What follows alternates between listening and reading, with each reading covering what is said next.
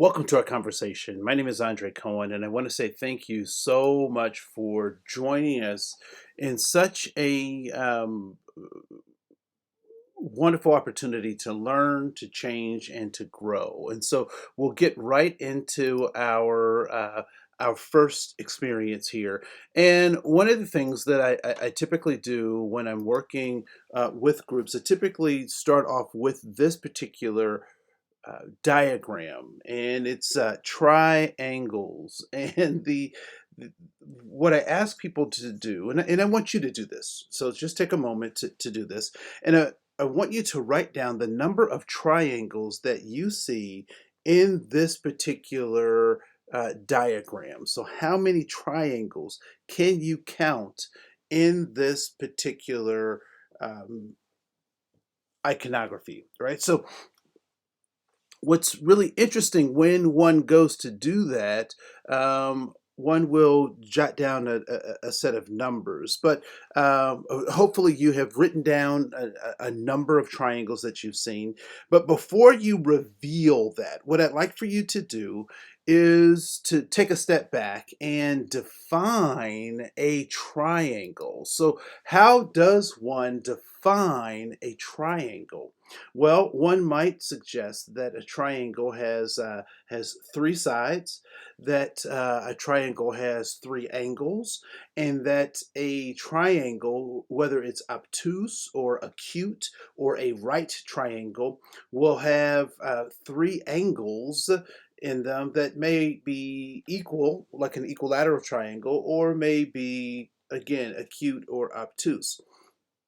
And so, given the definition of a object that is three corners, three angles, three sides, closed, a closed object, I want you to take that definition and apply it to this picture. So take that definition and apply it to this picture. And so my question then becomes, how many triangles do you see based on the definition? Right? So given the definition, how many triangles do you see? Now, what I often find when I do this with groups, when I engage in this activity, is that upon first pass, people say that they've seen, 8 to 11 triangles. And then when we back up and we say, well, here is the definition of a triangle, now complete the task, they oftentimes come up with 0, right?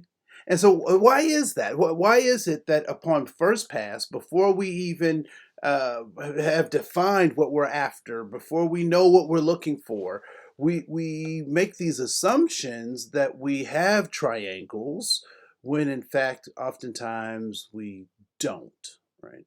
And so, this is a part of psychology referred to as Gestalt psychology. And what Gestalt psychology suggests is that in the absence of all the information, we make up stuff and we close gaps in our in what we know with stories that are familiar to us, right? So triangles are familiar to us. So our mind says, you know what, I'm going to close that gap because I have enough information here. But when we start to apply that to social relationships and social sciences, what we recognize is that that could actually lead us to false conclusions when we close gaps on what we think we know about other people, right? So I don't know if this has happened to you, it's happened to me on plenty of occasions where I will say hello to someone and then they won't speak back. And so what do I say? Well, they're having a bad day. They have a bad attitude. They don't like me. When in fact, the truth could be as simple as they didn't hear me, right?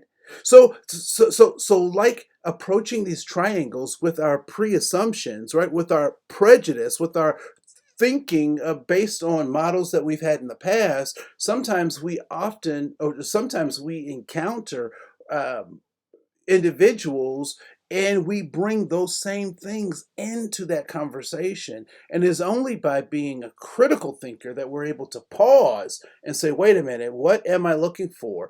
Am I speaking to this person because I actually want to know how they feel? Or am I speaking to this person because I want them to recognize me? Right? And so, how we approach these things, what our thought patterns are, the stories that we tell ourselves in our heads lead us to certain types of behaviors. And so when we think about this notion of diversity, equity, and inclusion, it becomes important that we are critical thinkers about what our goals are in communication, what our goals are in our connections and interactions in the workplace. And so with that, I'm going to end this particular piece, but I really want you to think about the importance of recognizing what it is that you're looking for in interactions, particularly in the workplace, and how often can we have this habitual way of thinking or doing things that could actually not lead us to success. So, my name is Andre Koen. I want to say thank you so much for joining us in this conversation. I look forward to seeing who we become as we continue these conversations. Have a great day. Bye.